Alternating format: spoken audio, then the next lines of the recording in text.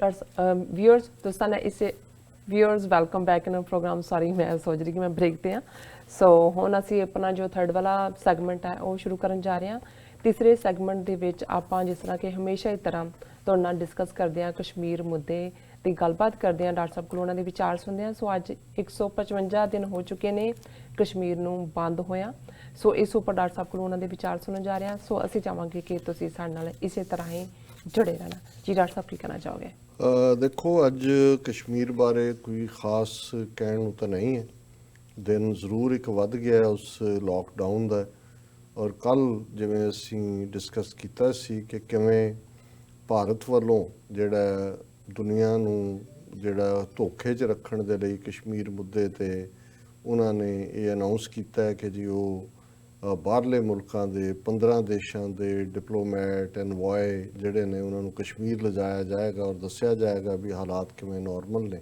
जी और अज ये सामने आया कि भी उन्हां दे विच कोई भी यूरोपीयन कंट्रीज़ दा नहीं है हालां उहदे च ना तां इन्हां ने रूस फ्रांस और इंग्लैंड इन्हां दे ड्रॉप कीते सी पर हुण ये सामने आया कि इन्हां दे विच सिर्फ और वो वीरवार ये ट्रिप शुरू हो रहा कल ही ਉਹਦੇ 'ਚ ਸਿਰਫ ਅਫਰੀਕਨ ਔਰ ਲੈਟਿਨ ਅਮਰੀਕਾ ਦੇ ਦੇਸ਼ਾਂ ਦੇ ਨੁਮਾਇੰਦੇ ਨੇ ਸੋ ਪਹਿਲਾਂ ਇਹ ਸੀ ਕਿ ਜੀ ਪਰਸ਼ੀਅਨ ਗਲਫ ਵੀ ਔਰ ਯੂਰਪ ਦੇ ਵੀ ਲੇਕਿਨ ਫਿਰ ਵੀ ਜੇ 10-15 ਭਾਵੇਂ ਅਫਰੀਕਨ ਜਾਂ ਦੂਜਾ ਉਹ ਆਪਣੇ ਕੰਮ ਤੇ ਲੱਗੇ ਹੋਏ ਨੇ ਸੋ ਅਸੀਂ ਇਹ ਸਮਝਦੇ ਹਾਂ ਕਿ ਪਾਕਿਸਤਾਨ ਦੀ ਹਕੂਮਤ ਔਰ ਖਾਸ ਤੌਰ ਤੇ ਜਿਹੜੀ ਕਸ਼ਮੀਰੀ ਲੌਬੀ ਬਾਹਰ ਵੀ ਐਕਟਿਵ ਹੈ ਆਜ਼ਾਦ ਕਸ਼ਮੀਰ ਦੀ ਜਾਂ ਉੱਥੋਂ ਦੇ ਆਜ਼ਾਦ ਕਸ਼ਮੀਰ ਦੇ ਪ੍ਰੈਜ਼ੀਡੈਂਟ ਔਰ ਦੂਸਰੇ ਉਹ ਵੀ ਥੋੜਾ ਜਿਹਾ ਇਸ ਦੇ ਉੱਤੇ ਐਗਰੈਸਿਵ ਸਟੈਂਸ ਰੱਖਣ ਕਿਉਂਕਿ ਹੌਲੀ ਕਈ ਵਾਰ ਇਹ ਹੁੰਦਾ ਕਿ ਜਦੋਂ ਤੁਹਾਡੇ ਈਵਨ ਪਰਸਨਲ ਲਾਈਫ 'ਚ ਵੀ ਕੋਈ ਟ੍ਰੈਜਡੀ ਹੁੰਦੀ ਹੈ ਤੇ ਉਸ ਦਾ ਅਸਰ 4-5-6 ਮਹੀਨੇ ਰਹਿੰਦਾ ਹੈ 6 ਮਹੀਨੇ ਬਾਅਦ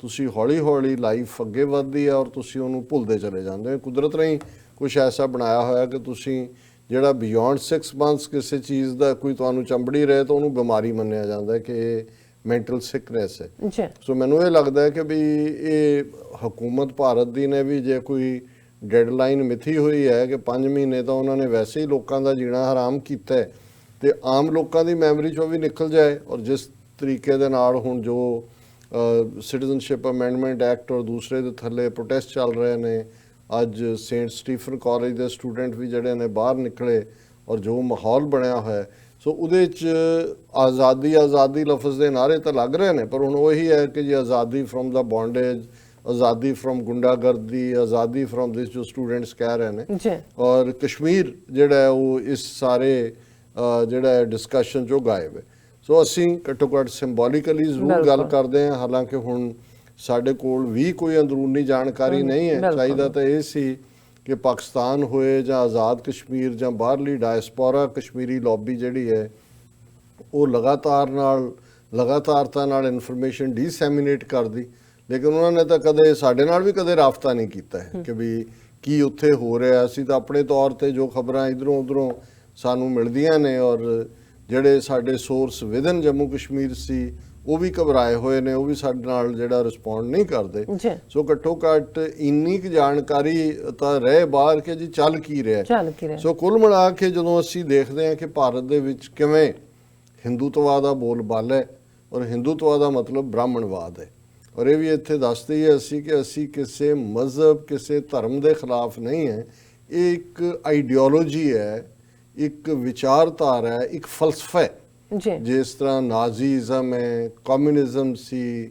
ਫਾਸ਼ਿਜ਼ਮ ਹੈ ਸੋ ਇਸੇ ਤਰ੍ਹਾਂ ਬ੍ਰਾਹਮਣਿਜ਼ਮ ਹੈ ਇੱਕ ਆਈਡੀਓਲੋਜੀ ਜਿਹੜੀ 3-4 ਹਜ਼ਾਰ ਸਾਲ ਪਹਿਲਾਂ ਕਾਸਟ ਸਿਸਟਮ ਰਿਗਵੇਦ ਜਿਹੜੀ ਇਹਨਾਂ ਦੀ ਪੁਰਾਣੀ ਕਿਤਾਬ ਹੈ ਉਹਦੇ ਸ਼ੁਰੂ ਹੋਇਆ ਵਕਤ ਪਾ ਕੇ ਉਸ ਦੇ ਵਿੱਚ ਸ਼ੰਕਰਾ ਵਰਗੇ ਲੋਕ ਆਏ ਮਨੂ ਆਇਆ ਮਨੂ ਨੇ ਜਿਹਨੇ ਮਨੂ ਸਮ੍ਰਿਤੀ ਦੇ ਕੇ ਹਿੰਦੂ ਕੋਡ ਲਾਅ ਹਿੰਦੂ ਦਿੱਤੇ ਫਿਰ ਚਾਣਕਿਆ ਵਰਗਾ ਜਿਹੜਾ ਆਇਆ ਜਿਹਨੇ ਅਰਥ ਸ਼ਾਸਤਰ ਦੇ ਕੇ ਉਹ ਪੂਰਾ ਬ੍ਰਾਹਮਣਵਾਦ ਕੀ ਹੈ ਉਹਨੂੰ ਉਹ ਕਿਵੇਂ ਆਪਰੇਟਿਵ ਹੁੰਦਾ ਉਹ ਤੁਸੀਂ ਚਾਣਕਿਆ ਦੀ ਉਸ ਅਰਥ ਸ਼ਾਸਤਰ ਨੂੰ ਪੜ੍ਹਦੇ ਹੋ ਤੇ ਅੰਦਾਜ਼ਾ ਹੋ ਜਾਂਦਾ ਹੈ ਮਨੂ ਦੇ ਲਾਅ ਤੁਹਾਨੂੰ ਦੱਸ ਦਿੰਦੇ ਨੇ ਵੀ ਕਿਵੇਂ ਬੰਦੇ ਨੂੰ ਬੰਦੇ ਨਾਲੋਂ ਤੋੜੇ ਔਰ ਬੇਸ਼ੱਕ 72 ਸਾਲ ਪਹਿਲਾਂ ਜਦੋਂ ਅੰਗਰੇਜ਼ ਉੱਥੋਂ ਨਿਕਲੇ ਔਰ ਲਗਭਗ 70 ਸਾਲ ਪਹਿਲਾਂ 26 ਜਨਵਰੀ 1950 ਨੂੰ ਕਿਉਂਕਿ ਹੁਣ 26 ਜਨਵਰੀ ਆ ਰਹੇ ਇਹਨਾਂ ਨੇ ਫਿਰ ਰੌਲਾ ਪਾਉਣਾ ਕਿ ਜੀ ਦਿੱਲੀ ਦੇ ਵਿੱਚ ਦਹਿਸ਼ਤਗਰਦੀ ਹੋਣ ਲੱਗਿਆ ਇਹ ਹੈ ਉਹ ਹੈ ਕॉन्स्टिट्यूशन ਜ਼ਰੂਰ ਬਣਿਆ ਡਾਕਟਰ B.R. ਅੰਬੇਦਕਰ ਦੇ ਨਾਂ ਉਹਨੂੰ ਕੀਤਾ ਜਾਂਦਾ। ਹਾਲਾਂ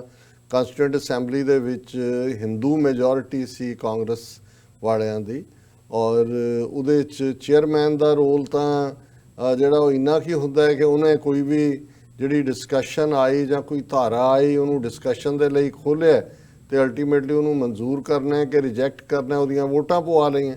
ਸੋ ਇਹ ਕਹਿਣਾ ਕਿ ਜੀ ਸੰਵਿਧਾਨ ਹੀ ਅੰਬੇਦਕਰ ਸਾਹਿਬ ਨੇ ਲਿਖਿਆ, ਉਹ ਤਾਂ ਹੁੰਦਾ ਜਿਵੇਂ ਤੁਸੀਂ ਆਪਣਾ ਐਸੇ ਲਿਖਦੇ ਹੋ, ਤੁਹਾਡੇ ਵਿਊ ਹੁੰਦੇ ਨੇ। ਉਹਨਾਂ ਨੇ ਪ੍ਰੀਜ਼ਾਈਡ ਕੀਤਾ ਕਾਂਸਟੀਟਿਊਂਟ ਅਸੈਂਬਲੀ ਨੂੰ, ਔਰ ਉਹਦੇ 'ਚ ਇੱਕ ਕੰਸੈਸ਼ਨ ਜ਼ਰੂਰ ਜਿਹੜਾ ਪੂਨਾ ਪੈਕਟ ਗਾਂਧੀ ਦੇ ਨਾਲ 1932 ਦੇ ਵਿੱਚ ਹੋਇਆ ਸੀ, ਉਹਦੇ ਥੱਲੇ 10 ਸਾਲ ਲਈ ਰਿਜ਼ਰਵੇਸ਼ਨ ਸ਼ਡਿਊਲ ਕਾਸਟ ਸ਼ਡਿਊਲ ਟਰਾਈਬਸ ਦੇ ਲਈ ਜ਼ਰੂਰ ਨਿਕਲੀ, ਜਿਹੜੀ ਹਰ 10 ਸਾਲ ਬਾਅਦ ਰਿਨਿਊ ਹੋ ਰਹੀ ਹੈ। ਹੁਣ ਵੀ ਭਾਰਤੀ ਪਾਰਲੀਮੈਂਟ ਨੇ ਔਰ ਰਾਜ ਸਭਾ ਨੇ ਉਹਨੂੰ ਪਾਸ ਕੀਤਾ ਅਗਲੇ 10 ਸਾਲ ਲਈ। ਔਰ ਉਹਦੇ 'ਚ ਅੱਗੋਂ ਹੈ ਕਿ ਜਿੰਨੀਆਂ ਸਟੇਟਾਂ ਨੇ, ਜੇ ਉਹਦੇ 'ਚੋਂ 50% ਸਟੇਟਾਂ ਉਹਨੂੰ ਪਾਸ ਕਰ ਦਿੰਦੀਆਂ ਨੇ ਤੇ ਉਹ ਫਿਰ 10 ਸਾਲ ਲਈ ਜਾਰੀ ਰਹੇਗੀ। ਜਿਹੜੀਆਂ ਜ਼ਾਹਰ ਹੈ ਕੋਈ ਵੀ ਸਟੇਟ ਕਿਵੇਂ ਰੋਕ ਸਕਦੀ ਹੈ, ਵੱਡਾ ਵੋਟ ਬੈਂਕ ਵੀ ਹੈ। ਲੇਕਿਨ ਇਸ ਤੋਂ ਬਿਯੋਂਡ ਸਮਾਜਿਕ ਲੈਵਲ ਤੇ ਉਹਨਾਂ ਦਾ ਅੱਜ ਵੀ ਈਵਨ ਪ੍ਰੈਜ਼ੀਡੈਂਟ ਕੋਵਿੰਦ ਔਰ ਉਹਦੀ ਵਾਈਫ ਜਦੋਂ ਮੰਦਰਾਂ 'ਚ ਗਏ ਨੇ ਜਗਨਨਾਥਪੁਰੀ ਤੋਂ ਲੈ ਕੇ ਤੇ ਦੂਸਰਿਆਂ ਤੱਕ, ਉਹਨਾਂ ਨੂੰ ਅੰਦਰ ਨਹੀਂ ਵੜਨ ਦਿੱਤਾ। ਪੰਡਤ ਖਲੋ ਗਏ ਰਾਹ 'ਚ, ਆ ਕੇ ਉਹਨੂੰ ਧੱਕੇ ਮਾਰ ਕੇ ਬਾਹਰ ਕੱਢਿਆ। 2 ਮਾਮਲੇ 'ਚ ਪੌੜੀਆਂ ਤੋਂ ਹੀ ਵਾਪਸ ਆਏ। ਔਰ ਅੱਜ ਮੈਂ ਇੱਕ ਖਬਰ ਦੇਖ ਰਿਹਾ ਸੀ ਹਿਮਾਚਲ ਪ੍ਰਦੇਸ਼, ਹੁਣ ਹਿਮਾਚਲ ਪ੍ਰਦੇਸ਼ ਉਹ ਸਟੇਟ ਜਿਹੜੀ ਪੰਜਾਬ ਤੋਂ ਟੁੱਟ ਕੇ ਇਹਨਾਂ ਨੇ ਉਹਨੂੰ ਇੱਕ ਸਟੇਟ ਬਣਾਇਆ। ਔਰ ਜਿਹੜੇ ਹਿਮਾਲਿਆ ਪਹਾੜ ਨੇ ਜਿੱਥੇ ਸ਼ਿਵ ਜੀ ਰਹਿੰਦੇ ਨੇ, ਇਹਨਾਂ ਦੇ ਕਹਿਣ ਮੁਤਾਬਕ ਹਾਂਜੀ ਧੂਣੀ ਸ਼ਿਵਾ ਨੇ ਕੈਲਾਸ਼ ਤੇ ਲਗਾਈ, ਗਲੇ ਦੇ ਵਿੱਚ ਨਾਗ ਲਟਕੇ, ਗਲ 'ਚ ਉਹਨਾਂ ਦੇ ਨਾਗ ਲਟਕ ਰਿਹਾ ਹੁੰਦਾ। ਉਹ ਸਾਰੇ ਜਿਹੜੀ ਹੈ ਕੈਲਾਸ਼ ਪਰਬਤ ਵੀ ਦੇ ਪੂਰੀ ਹਿਮਾਲਿਆ ਦੀ ਸ਼੍ਰਿੰਖਲਾ ਜਿਹਨੂੰ ਕਹਿੰਦੇ ਨੇ, ਉਹਨਾਂ ਦੀ ਪੂਰੀ ਇੱਕ ਚੋਟੀਆਂ ਦੀ ਇੱਕ ਲੜੀ ਹੈ ਜੀ। ਔਰ ਹਿਮਾਚਲ 'ਚ ਹੀ ਉਹਦੇ ਨਾਲ ਜੋੜ ਕੇ ਇਹ ਬੈਲਟ ਅੱਗੇ ਉੱਤਰਾਖੰਡ 'ਚ ਜਾਂਦੀ ਹੈ, ਜਿੱਥੋਂ ਰਿਸ਼ੀਕੇਸ਼ ਤੇ ਦੂਸਰਾ ਫਿਰ ਅੱਗੇ ਤਿੱਬਤ ਤੱਕ ਜਾਂਦੀ ਹੈ, ਜਿੱਥੇ ਉਹ ਸਾਰੀ ਮਾਨਸਰੋਵਰ ਝੀਲ ਤੱਕ ਜਿਹਦੇ ਰਿਸ਼ੀ ਮੁਨੀ ਇਹ ਉਹ ਉਹਨਾਂ ਦੇ ਨਾਲ ਜੋੜੇ ਜਾਂਦੇ ਨੇ। ਸ਼ਿਵ ਜੀ ਪਤਾ ਨਹੀਂ ਕਿੱਥੇ ਬੈਠੇ ਨੇ, ਪਰ ਉਹ ਵੀ ਉਹ ਮਾਊਂਟੇਨ ਹਿਮਾਲਿਆ ਦੀ ਹੈ। ਹੁਣ ਉਸ ਥਾਂ ਦੇ ਉੱਤੇ ਜਿੱਥੇ ਕਿ ਜੇ ਇੰਨੇ ਹੋਲੀ ਸੇਂਟ ਸੇਜ ਸੰਤ ਬੈਠੇ ਨੇ ਜਾਂ ਰਹੇ ਨੇ ਰਿਸ਼ੀ ਮੁਨੀ, ਉੱਥੇ ਤਾਂ ਫਿਰ ਇਨਸਾਨੀ ਮੁਹੱਬਤ ਦੀ ਗੱਲ ਹੋਣੀ ਚਾਹੀਦੀ ਹੈ, ਇਨਸਾਨੀ ਪਿਆਰ ਦੀ ਗੱਲ ਹੋਣੀ ਚਾਹੀਦੀ। ਹੋ ਕੀ ਰਿਹਾ ਕਿ ਇੱਕ ਹਿਮਾਚਲ ਦਾ ਮਿਨਿਸਟਰ ਖਲੋ ਕੇ ਹਿਮਾਚਲ ਦੀ ਅਸੈਂਬਲੀ ਜਿਹੜੀ ਸ਼ਿਮਲਾ ਦੇ ਵਿੱਚ ਹੈ, ਔਰ ਅੱਜ ਕੱਲ੍ਹ ਤਾਂ ਧਰਮਸ਼ਾਲਾ ਹੋਏਗੀ ਕਿਉਂਕਿ ਉਹਨਾਂ ਨੇ ਵੀ 2 ਕੈਪੀਟਲਸ ਬਣਾਈਆਂ। ਸਮਰ ਦੇ ਵਿੱਚ ਸ਼ਿਮਲਾ ਹੁੰਦੀ ਹੈ ਤੇ ਜਿਹੜਾ ਵਿੰਟਰ ਦੇ ਵਿੱਚ, ਕਿਉਂਕਿ ਸ਼ਿਮਲਾ ਐਤਕੀ ਵੀ ਲੇਟ ਬਰਫ਼ ਪਈ ਹੈ ਪਰ ਉਹਨੂੰ ਔਖਾ ਹੋ ਜਾਂਦਾ ਫੰਕਸ਼ਨ, ਤਾਂ ਉਹ ਧਰਮਸ਼ਾਲਾ 'ਚ ਉਹਨਾਂ ਨੇ ਉਹਨਾਂ ਦਾ ਅਸੈਂਬਲੀ ਸੈਸ਼ਨ ਲੱਗਦਾ। ਔਰ ਇਹ ਸ਼ਿਮਲਾ ਦੀ ਡੇਟ ਲਾਈਨ ਨਾਲ ਸੋ ਜ਼ਾਹਰ ਹੈ ਵੀ ਸ਼ਿਮਲਾ 'ਚ ਜੇ ਸੈਸ਼ਨ ਚੱਲ ਰਿਹਾ 7 ਜਨਵਰੀ ਦੀ। ਔਰ ਇਹਦੀ ਹੈਡਲਾਈਨ ਇਹ ਹੈ ਕਿ was not allowed to enter temple, Dalit minister informs Himachal Pradesh assembly. ਕਿ ਦਲਿਤ ਮਿਨਿਸਟਰ ਹੈ, ਇਹ ਬੀਜੇਪੀ ਦੀ ਗਵਰਨਮੈਂਟ ਹੈ ਹਿਮਾਚਲ 'ਚ, ਔਰ ਉਹ ਅਸੈਂਬਲੀ 'ਚ ਕਹਿ ਰਿਹਾ ਹੈ ਖਲੋ ਕੇ ਕਿ ਮੈਨੂੰ ਜਿਹੜਾ ਉਹ ਮੰਦਿਰ ਦੇ ਵਿੱਚ ਨਹੀਂ ਜਾਣ ਦਿੱਤਾ। Himachal Pradesh social justice and empowerment minister, ਦੇਖੋ ਮਿਨਿਸਟਰੀ ਵੀ ਉਹਦੇ ਕੋਲ ਉਹ ਹੈ ਸੋਸ਼ਲ ਜਸਟਿਸ ਦੀ, ਪਰ ਚੰਗਾ ਹੈ ਸੋਸ਼ਲ ਜਸਟਿਸ ਵਾਲਾ ਵਜ਼ੀਰ ਜਿਹੜਾ ਹੈ ਉਹ ਮੰਦਿਰ ਦੇ ਵਿੱਚ ਨਹੀਂ ਜਾ ਸਕਦਾ। Minister Rajiv Sejal who is a Dalit on Tuesday told the state assembly that he and a legislature were not allowed to enter a temple in the state। ਖੁੱਲਾ ਨਹੀਂ, ਉਹਦੇ ਨਾਲ ਇੱਕ MLA ਵੀ ਸੀ, ਉਹ ਵੀ ਦਲਿਤ ਹੋਏਗਾ। ਉਹਨੂੰ ਕਿਹਾ ਜੀ ਮੰਦਿਰ 'ਚ ਮੈਨੂੰ ਨਹੀਂ ਵੜਨ ਦਿੱਤਾ। ਔਰ ਇੰਨਾ ਡਰਿਆ ਹੋਇਆ ਕਿ ਉਹਨੇ ਮੰਦਿਰ ਦਾ ਨਾਮ ਵੀ ਨਹੀਂ ਲਿਆ ਕਿ ਕਿਤੇ ਇਹ ਨਾ ਹੋਏ ਕਿ ਉਹ ਪਾਂਡੇ ਹੀ ਮਾਰਨ ਆ ਜਾਣ। ਇਹ ਹੈ ਜਦੋਂ ਅਸੀਂ ਕਹਿੰਦੇ ਹਾਂ ਕਿ ਬ੍ਰਾਹਮਣਵਾਦ ਨੇ ਕਿਵੇਂ ਟੇਕ ਓਵਰ ਕੀਤਾ ਹੋਇਆ, ਕਿਵੇਂ ਉਹਨਾਂ ਦਾ ਰੂਲ ਹੈ। Sejal was speaking while participating in a discussion on a bill that extends the reservation for scheduled caste and scheduled tribes in the Lok Sabha and state assemblies by another 10 years। ਔਰ ਜਿਹੜਾ it had already ਲੋਕ ਸਭਾ ਨੇ ਪਾਸ ਕੀਤਾ ਹੋਇਆ ਉਹਨਾਂ ਨੇ। Sejal said he and Nachan MLA Vinod Kumar were not allowed to enter a temple. He, however, didn't mention the name of the temple, its location and the time when they were not allowed inside। ਔਰ ਇਸ ਤੋਂ ਪਹਿਲਾਂ ਇਹ ਤਾਂ minister ਕਹਿ ਰਿਹਾ। Earlier, Congress MLA from Kinnaur, Jagat Singh Negi, said that Dalits were not allowed to enter temples in some places in the state। ਹੁਣ ਇਹ ਤਾਂ ਇੱਕ ਮੰਦਿਰ ਦੀ ਗੱਲ ਕਰ ਰਿਹਾ। ਜਿਹੜਾ ਆਪੋਜੀਸ਼ਨ ਕਾਂਗਰਸ ਹੈ ਉਹਨਾਂ ਨੇ ਕਿਹਾ ਹਿਮਾਚਲ 'ਚ ਐਸੇ ਮੰਦਿਰ ਨੇ ਮਲਟੀਪਲ ਜਿਨ੍ਹਾਂ ਦੇ ਵਿੱਚ ਦਲਿਤਾਂ ਨੂੰ ਨਹੀਂ ਜਾਣ ਦਿੱਤਾ ਜਾਂਦਾ। The minister said he agreed with the Congress MLAs who had stated that Dalits are not allowed inside some temple. और अगे डिटेल है इस होर खबर दी और ये जड़ा ईवन जड़ा चीफ मिनिस्टर है उन्हों का बीजेपी का वो कहता है Thakur admitted that discrimination against Dalits existed in some parts of the state and members of the committee were still served food in separate queues.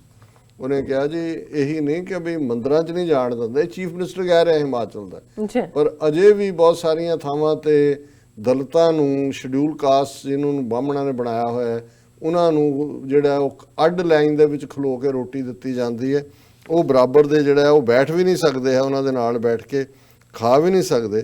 ਔਰ ਇਹ ਜਦੋਂ ਇਹ ਡਿਸਕਸ਼ਨ ਚੱਲ ਰਹੀ ਸੀ ਉਦੋਂ ਹੀ ਜਿਹੜਾ ਉਹਨਾਂ ਨੇ ਇੱਕ ਗੱਲ ਕਹੀ ਜਿਹੜੀ ਮੈਂ ਜ਼ਰੂਰ ਕੋਟ ਕਰਨਾ ਚਾਹੁੰਦਾ ਕਿ ਵੀ ਉਹਦੇ 'ਚ ਉਹਨਾਂ ਨੇ ਇਹ ਕਿਹਾ ਕਿ ਵੀ ਸ਼ੁਕਰੀਆ ਗੁਰੂ ਨਾਨਕ ਸਾਹਿਬ ਦੀ ਲੰਗਰ ਦੇ ਸਿਸਟਮ ਦਾ ਕਿ ਵੀ ਜਿਹਦੇ 'ਚ ਉਹਨਾਂ ਨੇ ਇਹ ਬਰਾਬਰ ਦਾ ਹੱਕ ਦਿੱਤਾ ਕਿ ਸਾਰੇ ਇੱਕ ਲਾਈਨ 'ਚ ਬੈਠ ਕੇ ਖਾ ਸਕਦੇ ਨੇ। ਇਹ ਉਹਨਾਂ ਨੇ ਇਸ ਨੂੰ ਐਕਨੋਲੇਜ ਕੀਤਾ ਹੈ ਕਿ ਭਾਈ ਇਹ ਸਿੱਖਾਂ ਦੀ ਬਦੌਲਤ ਹੈ, ਪਰ ਇਹਦੇ ਬਾਵਜੂਦ ਕਿ ਸਿੱਖ ਗੁਰੂ ਸਾਹਿਬਾਨ ਨੇ ਇਹ ਬਰਾਬਰੀ ਦਿੱਤੀ, ਪਰ ਇਹ ਜਿਹੜੀ ਸਾਰੀ ਈਵਨ ਵਜ਼ਾਰਤ ਦੇ ਵਿੱਚ ਜਿਹੜੇ ਵਜ਼ੀਰ ਨੇ ਇਹ ਵੀ ਅੱਜ ਉਸ ਬਰਾਬਰੀ ਦੇ ਉੱਤੇ ਨਹੀਂ ਨੇ, ਨਾ ਮੰਦਰ 'ਚ ਵੜ ਸਕਦੇ ਨੇ ਨਾ ਉਹ ਇਕੱਠਾ ਖਾਣਾ ਖਾ ਸਕਦੇ ਨੇ।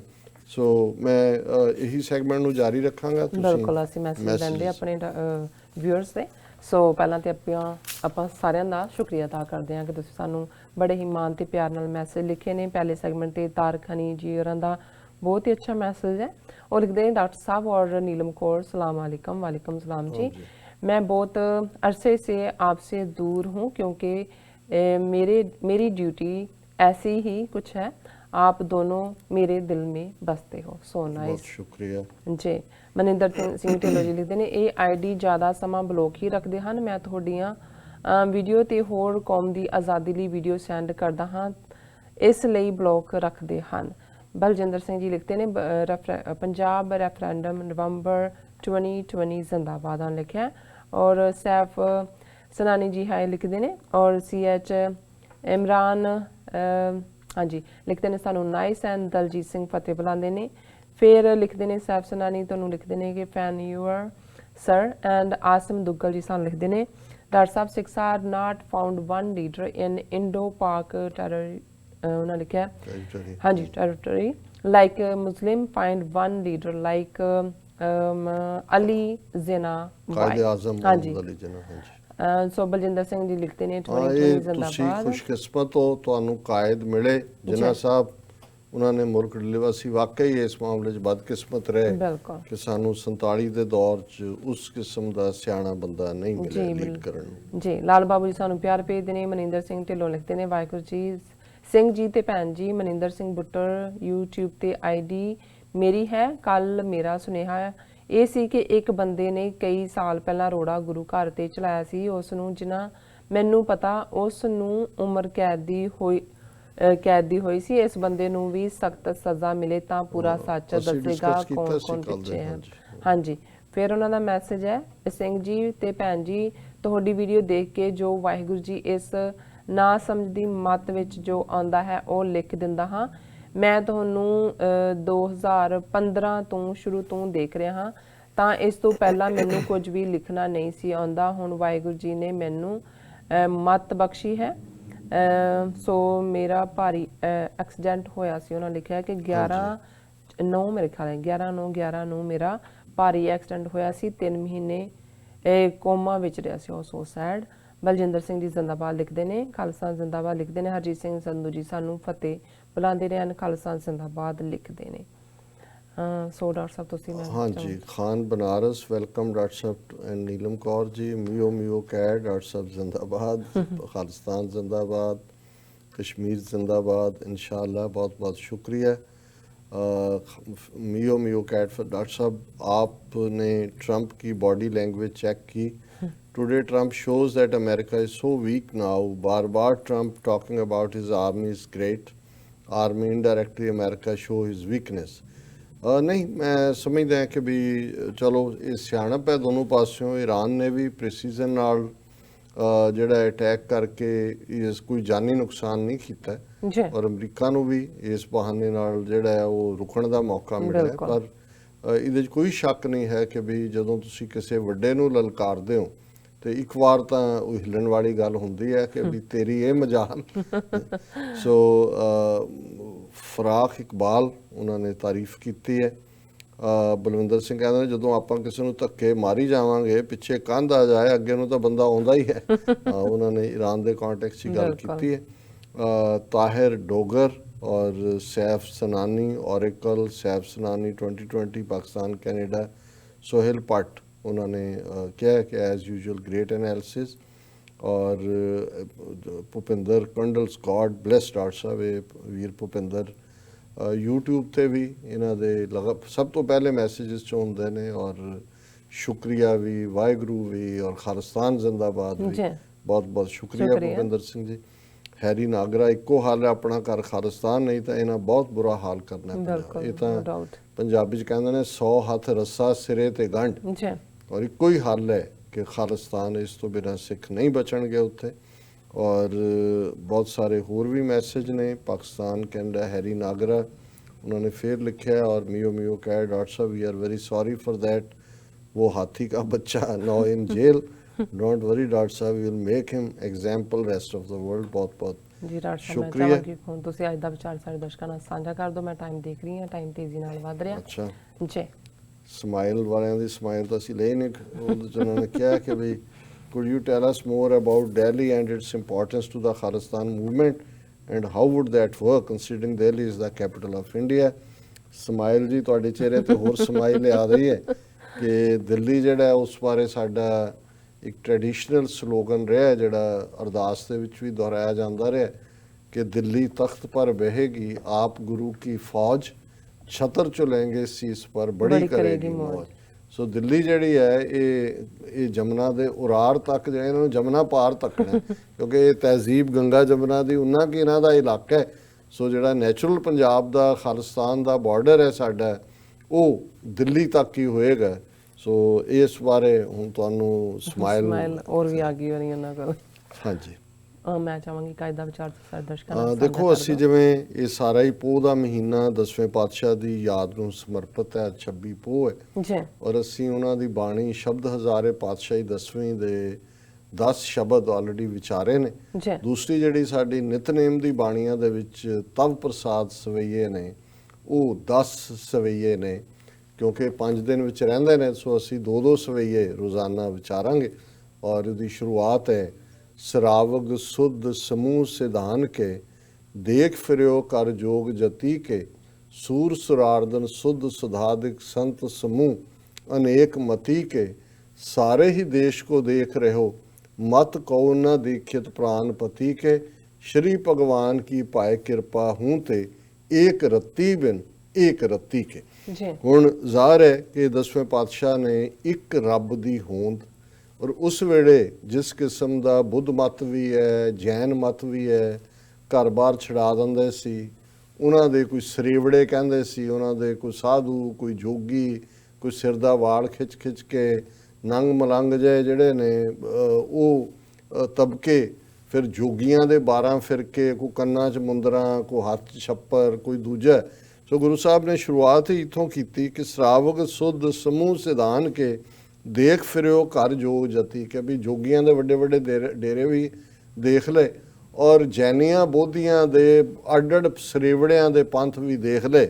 ਸੂਰ ਸੁਰਾਰਦਨ ਸੁਧ ਸੁਧਾਦਿਕ ਸੰਤ ਸਮੂਹ ਅਨੇਕ ਮਤੀ ਕੇ ਉਹ ਬੜੇ ਬਹਾਦਰ ਸ਼ੂਰਬੀਰ ਜਿਹੜੇ ਦੁਸ਼ਮਣ ਨੂੰ ਮਾਰ ਮੁਕਾਉਂਦੇ ਨੇ ਔਰ ਉਹ ਲੋਕ ਜਿਹੜੇ ਆਪਣੇ ਆਪ ਨੂੰ ਜਿਹੜਾ ਰੱਬ ਦੇ ਪਿਆਰ ਦੇ ਅੰਮ੍ਰਿਤ ਦੇ ਵਿੱਚ ਇਹ ਕਲੇਮ ਕਰਦੇ ਨੇ ਕਿ ਉਹਨਾਂ ਨੇ ਉਹ ਸ਼ੁੱਧ ਨੇ ਉਹਨੇ ਆਪਣੇ ਆਪ ਨੂੰ ਸ਼ੁੱਧ ਕੀਤਾ ਹੋਇਆ ਔਰ ਬਹੁਤ ਸਾਰੇ ਫਿਰਕੇ ਅੱਡ ਜਿਹੜੇ ਸੰਤਾਂ ਦੇ ਸਾਧੂਆਂ ਦੇ ਝੁੰਡਾਂ ਦੇ ਝੁੰਡ ਤੁਰੇ ਫਿਰਦੇ ਨੇ।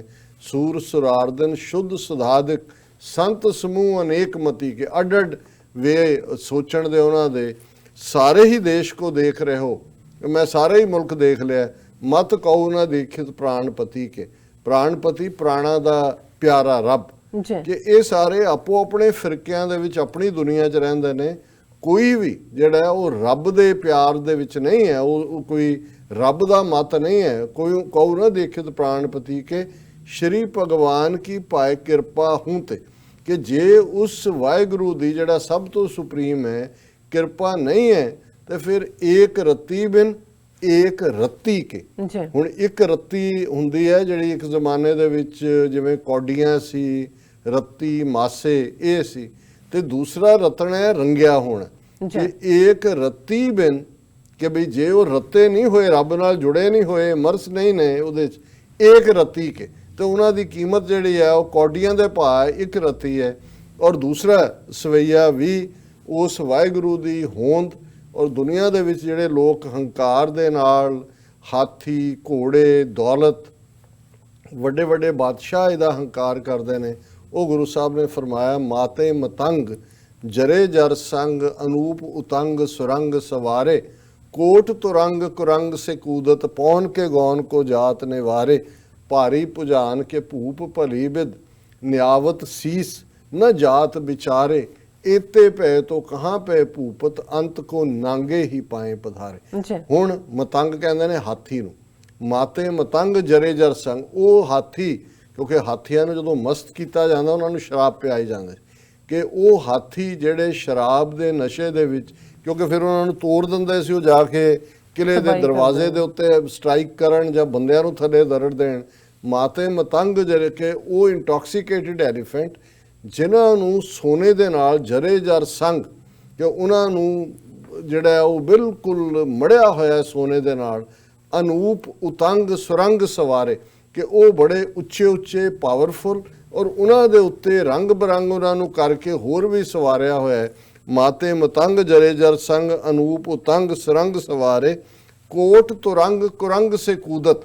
ਹੁਣ ਤੁਰੰਗ ਤੇ ਕੁਰੰਗ, ਤੁਰੰਗ ਹੁੰਦਾ ਘੋੜਾ, ਕਿ ਕਰੋੜਾਂ ਹੀ ਇਹ ਬਾਦਸ਼ਾਹਾਂ ਦੀ ਗੱਲ ਹੈ ਕਿ ਜਿਨ੍ਹਾਂ ਕੋਲ ਇੰਨੇ ਹਾਥੀ ਹੋਣ, ਜਿਹੜੇ ਪੂਰੇ ਨਸ਼ੇ ਦੇ ਵਿੱਚ ਹੋਣ, ਸੋਨੇ ਨਾਲ ਜੜੇ ਹੋਣ, ਇਸੇ ਤਰ੍ਹਾਂ ਉਹਨਾਂ ਦੇ ਕੋਲ ਜਿਹੜੇ ਨੇ ਇੰਨੇ ਕੁ ਘੋੜੇ ਹੋਣ। ਕੋਟ ਤੁਰੰਗ ਕੁਰੰਗ ਸੇ ਕੂਦਤ, ਉਹ ਘੋੜੇ ਇਵੇਂ ਜਿਹੜੇ ਇੰਨੇ ਕਾਬਲ ਹੋਣ ਕਿ ਉਹ ਇਵੇਂ ਜੰਪ ਕਰਨ, ਗੈਲਪ ਕਰਨ। ਕੁਰੰਗ ਹਿਰਨ ਨੂੰ ਕਹਿੰਦੇ ਨੇ, ਡੀਅਰ, ਜਿਵੇਂ ਹਿਰਨ ਚੁੰਗੀਆਂ ਭਰਦਾ ਹੈ, ਇਵੇਂ ਦੀਆਂ ਚੁੰਗੀਆਂ ਭਰਨ ਵਾਲੇ ਉਹ ਘੋੜੇ। ਕੋਟ ਤੁਰੰਗ ਕੁਰੰਗ ਸੇ ਕੂਦਤ ਪੌਨ ਕੇ ਗੌਨ ਕੋ ਜਾਤ ਨਿਵਾਰੇ, ਉਹ ਇੰਨੀ ਤੇਜ਼ ਦੌੜਨ ਵਾਲੇ ਹੋਣ ਕਿ ਹਵਾ ਵੀ ਪਿੱਛੇ ਰਹਿ ਜਾਏ, ਹਵਾ ਤੋਂ ਵੀ ਤੇਜ਼ ਦੌੜਨ ਵਾਲੇ। ਭਾਰੀ ਭੁਜਾਨ ਕੇ ਭੂਪ ਭਲੀ ਬਿਦ ਨਿਆਵਤ ਸੀਸ ਨਾ ਜਾਤ ਵਿਚਾਰੇ, ਇੰਨੇ ਪਾਵਰਫੁਲ ਰਾਜੇ, ਚੱਕਰਵਰਤੀ ਰਾਜੇ, ਐਂਪਰਰ, ਭਾਰੀ ਭੁਜਾਨ ਕੇ ਭੂਪ, ਬੜੇ ਵੈਰੀ ਮਾਈਟੀ ਕਿੰਗਸ, ਉਹ ਬਾਦਸ਼ਾਹ ਕੇ ਉਹਨਾਂ ਦੇ ਸਾਹਮਣੇ ਭਾਰੀ ਭੁਜਾਨ ਕੇ ਭੂਪ ਭਲੀ ਬਿਦ ਨਿਆਵਤ ਸੀਸ ਨਾ ਜਾਤ ਵਿਚਾਰੇ, ਕਿ ਉਹਨਾਂ ਦੇ ਅੱਗੇ ਕਿੰਨੇ ਲੋਕ ਮੱਥਾ ਟੇਕਦੇ ਨੇ, ਕਿੰਨਾ ਲੋਕ ਉਹਨਾਂ ਅੱਗੇ ਸਿਰ ਨਵਾਉਂਦੇ ਨੇ, ਉਹਨਾਂ ਦੀ ਕਿੰਨੀ ਰਿਆਇਆ ਹੈ, ਕਿੰਨੀ ਪਰਜਾ ਹੈ, ਉਹਦੀ ਗਿਣਤੀ ਨਾ ਹੋ ਸਕਦੀ ਹੋਏ।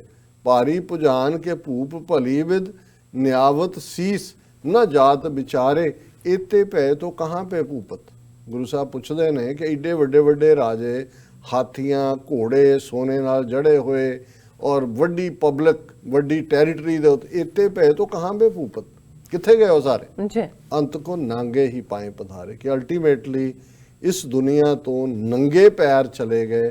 ਸੋ ਮੈਸੇਜ, ਔਰ ਮੈਂ ਸਮਝਦਾ ਵੀ ਜਿਨ੍ਹਾਂ ਨੇ ਗੁਰੂ ਕਲਗੀਧਰ ਪਾਤਸ਼ਾਹ ਦੀ ਜ਼ਿੰਦਗੀ ਦਾ ਇੱਕ ਆਸਪੈਕਟ ਜੰਗ ਦਾ ਮੈਦਾਨ ਦੇਖਿਆ, ਉਹ ਇਹ ਸਮਝ ਸਕਦੇ ਨੇ ਕਿ ਕਿਸ ਕਦਰ ਉਹ ਫਕੀਰੀ ਉਹਨਾਂ ਦੇ ਅੰਦਰ ਹੈ। ਉਹਨਾਂ ਨੂੰ ਪਤਾ ਹੈ ਕਿ ਵੀ ਇਹ ਸਾਰਾ ਜੋ ਕੁਝ ਵੀ ਹੈ ਅਲਟੀਮੇਟਲੀ ਏਕ ਰੱਤੀ ਬਿਨ ਏਕ ਰੱਤੀ, ਕਿ ਇੱਕ ਰੱਬ ਨਾਲ ਰੱਤੇ ਹੋਏ ਬਿਨਾਂ ਇਹਦੀ ਇੱਕ ਰੱਤੀ ਕੀਮਤ ਨਹੀਂ ਹੈ। ਤੇ ਅੰਤ ਕੋ ਨਾਂਗੇ ਹੀ ਪਾਏ ਪਧਾਰੇ, ਅਲਟੀਮੇਟਲੀ ਨੰਗੇ ਪੈਰ ਇਸ ਦੁਨੀਆ ਤੋਂ ਜਾਣਾ। ਇਸ ਲਈ ਜੇ 10ਵੇਂ ਪਾਤਸ਼ਾਹ ਦੇ ਤੀਰ ਜੰਗ ਦੇ ਮੈਦਾਨ 'ਚ ਚੱਲਦੇ ਨੇ ਤੇ ਉਹਨਾਂ ਦੇ ਨਾਲ ਵੀ 1.25 ਤੋਲਾ ਸੋਨਾ ਲੱਗਾ ਹੋਇਆ ਹੈ, ਤਾਂ ਕਿ ਜੇ ਕੋਈ ਜ਼ਖਮੀ ਹੋਏ ਤੇ ਉਹ ਆਪਣਾ ਇਲਾਜ ਕਰਾ ਲੇ, ਜੇ ਕੋਈ ਮਾਰਿਆ ਜਾਏ ਤੇ ਉਹ ਆਪਣੇ ਕਫਨ ਦਫਨ ਦਾ ਪ੍ਰਬੰਧ ਕਰ ਲੇ। ਸੋ ਇਹ ਸਾਡੇ ਪਿਆਰੇ ਚੋਜੀ ਪ੍ਰੀਤਮ ਗੁਰੂ ਕਲਗੀਧਰ ਪਾਤਸ਼ਾਹ ਦੀ ਬਖਸ਼ਿਸ਼ ਔਰ ਉਹਨਾਂ ਦਾ ਇਹ ਮੈਸੇਜ ਹੈ। ਜੇ ਇਸ ਦੀ ਸਾਨੂੰ ਸਮਝ ਆਏ ਔਰ ਅਸੀਂ ਇਹਨੂੰ ਆਪਣੀ ਜ਼ਿੰਦਗੀ ਦੇ ਵਿੱਚ ਉਤਾਰ ਸਕੀਏ। ਜੀ ਡਾਕਟਰ ਸਾਹਿਬ, ਤੁਹਾਡਾ ਬਹੁਤ-ਬਹੁਤ ਸ਼ੁਕਰੀਆ। ਤੁਸੀਂ ਅੱਜ ਦੇ ਸਿਆਸੀ ਇਸ਼ੂ ਤੇ ਅੱਜ ਦਾ ਵਿਚਾਰ ਸਾਡੇ ਦਰਸ਼ਕਾਂ ਨਾਲ ਸਾਂਝਾ ਕੀਤਾ। ਇਸ ਨਾਲ ਆਪਣੇ ਵਿਊਅਰਸ ਕੋਲ ਨੇ ਇਜਾਜ਼ਤ। ਵਿਊਅਰਸ, ਤੁਹਾਡਾ ਬਹੁਤ-ਬਹੁਤ ਸ਼ੁਕਰੀਆ। ਤੁਸੀਂ ਆਪਣੇ ਕੀਮਤੀ ਸਮੇਂ ਵਿੱਚੋਂ ਸਮਾਂ ਕੱਢ ਕੇ ਸਾਨੂੰ ਆਪਣੇ ਰਾਏ ਤੇ ਸੁਝਾਅ ਭੇਜੇ ਨੇ, ਤਾਂ ਭੇਜਦੇ ਰਹਿਣਾ ਸਾਡੇ ਇਸ ਪਤੇ ਤੇ SOS@tv84.tv ਤੇ। ਅਸੀਂ ਆਪਣਾ ਪ੍ਰੋਗਰਾਮ ਲੈ ਕੇ ਫਿਰ ਦੁਬਾਰਾ ਤੁਹਾਡੇ ਸਨਮੁਖ ਹੋਵਾਂਗੇ।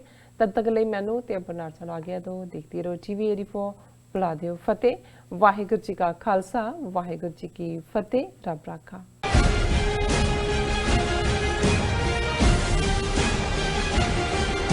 ਕੀ ਤੁਹਾਨੂੰ